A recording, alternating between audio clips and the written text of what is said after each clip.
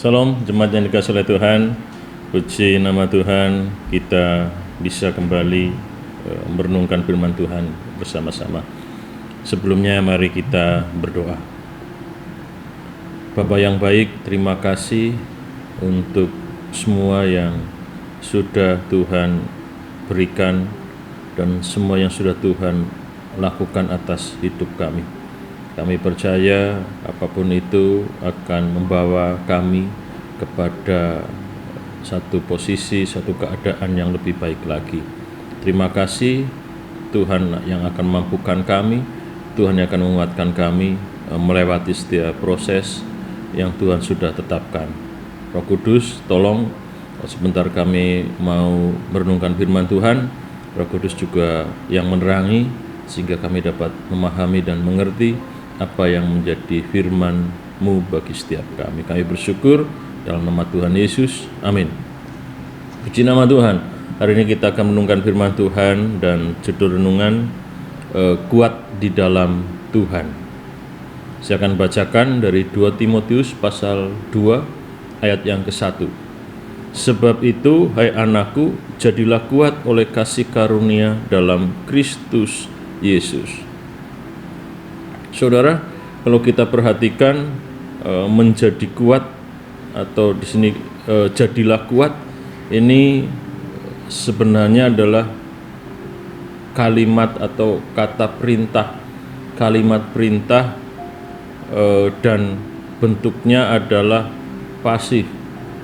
Jadi kalau dalam terjemahan lain atau bisa diterjemahkan dengan bebas, kira-kira bisa diterjemahkan kalimat jadilah kuat oleh kasih karunia dalam Kristus Yesus, bisa diterjemahkan hendaklah kamu dikuatkan terus-menerus dalam kasih karunia atau dalam anugerah Yesus Kristus. Jadi menjadi kuat sama dengan dikuatkan. Artinya bahwa yang membuat seorang itu menjadi kuat bukan orang itu sendiri, karena ini perintahnya bentuknya pasif, tapi ada subjek, ada pribadi lain yang membuat orang itu menjadi kuat. Jadi perintahnya adalah supaya kita mau dikuatkan. Perintahnya bukan supaya kita menguatkan diri kita, bukan. Jadi kalimat perintah ini bukan menyuruh supaya kita menguatkan diri kita, tapi menyuruh supaya kita mau dikuatkan.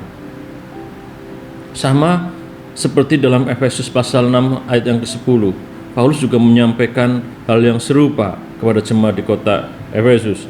Akhirnya hendaklah kamu kuat di dalam Tuhan, di dalam kekuatan kuasanya. Sama persis bentuk kata yang digunakan kuat di dalam Tuhan, itu dikuatkan di dalam Tuhan.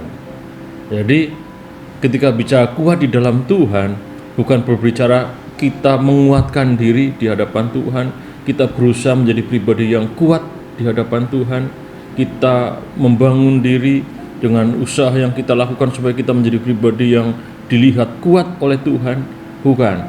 Tapi Tuhan mau supaya kita bersedia dikuatkan. Jadi ada pribadi yang menguatkan kita. Ini perintah pasif, jadi kita objek. Ada subjek yang menguatkan kita, dan subjek itu, pribadi itu adalah Tuhan. Saudara, ini nasihat Paulus kepada Timotius sebagai hamba Tuhan muda yang saat itu dipercaya untuk menggembalakan jemaat Tuhan. Paulus tahu betul Timotius masih muda.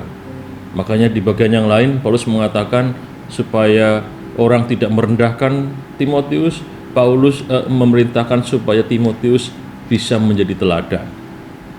Memang tidak mudah, tidak gampang bagi Timotius sebagai seorang hamba Tuhan muda dalam menjalankan tugas yang dipercayakan oleh Tuhan melalui Paulus. Itu kenapa Paulus memerintahkan kepada Timotius supaya Timotius mau dikuatkan oleh Tuhan. Alasannya kenapa? Kalau kita baca konteks dari ayat ini di dalam pasal yang ke-1 sebelumnya, disebutkan ada sejumlah orang percaya. Kalau kita baca di pasal yang ke-1 ya, orang-orang yang ada di Asia Kecil, mereka meninggalkan Tuhan, mereka mundur, mereka berpaling dari Tuhan. Jadi tidak sedikit orang-orang percaya pada saat itu yang akhirnya meninggalkan Tuhan, berpaling dari Tuhan. Kalau dalam pasal 1:16 ada pasal 1 ayat yang ke-15 disebut nama Figelus dan Hermogenes. Itu contoh orang yang berpaling. Bahkan ayat 15 dikatakan, engkau tahu bahwa semua mereka yang di daerah Asia Kecil berpaling daripadaku, termasuk Figelus dan Hermogenes. Jadi konteksnya kenapa Paulus berikan nasihat ini kepada Timotius? Karena memang ada tantangan bagi orang-orang percaya, ada tantangan bagi Timotius sebagai seorang hamba Tuhan, ya, dan itu dilihat ada banyak orang yang pada akhirnya berpaling dari Paulus, dari pengajaran Paulus. Bahkan dikatakan semua orang di Asia Kecil, berarti banyak orang yang meninggalkan pengajaran yang Paulus ajarkan, meninggalkan ajaran firman Tuhan. Itu kenapa Paulus mengingatkan supaya Timotius bersedia dikuatkan oleh Tuhan. Apa yang membuat mereka berpaling dari Tuhan? Kalau kita lihat dalam konteks itu jelas berbicara tentang penderitaan. Ya, berbicara tentang penderitaan. Itu kenapa di dalam pasal yang kedua, ya, Paulus mengingatkan kepada Timotius supaya siap, bahkan ambil bagian sekalipun harus menderita, dan dicontohkan seperti seorang prajurit, seperti seorang olahragawan, dan seperti seorang petani yang tetap setia dan tetap bertahan sekalipun menghadapi penderitaan. Jadi sampai sekarang hal seperti ini pun terkadang kita masih bisa lihat. Banyak orang yang berpaling dari ajaran Tuhan, ya, kenapa? Karena tidak bertahan, tidak kuat dengan penderitaan. Ada yang malu, ya, mengakui ada yang malu ketika dia diketahui, ya, sebagai anak-anak Tuhan, sebagai umat Tuhan. Makanya Paulus juga mengingatkan dalam pasal yang ke-1, 2 Timotius, supaya Timotius juga tidak malu. Bahkan menyebutkan beberapa kata malu di situ. Karena memang sampai sekarang pun itu terkadang terjadi. Ya, sebagai pengikut Tuhan, enggak tahan dalam penderitaan, malu sebagai pengikut Tuhan, dan hanya berpaling. Saudara, kalau kita mengandalkan kekuatan kita, betul, kita tidak bisa bertahan. Kita bisa kalah ketika menghadapi penderitaan. Tapi ketika kita mau dikuatkan oleh Tuhan, kekuatan Tuhan yang akan memampukan kita bertahan. Kita bisa belajar dari jemaat di kota Smyrna yang kita bisa baca dalam surat Yohanes, ya, Wahyu.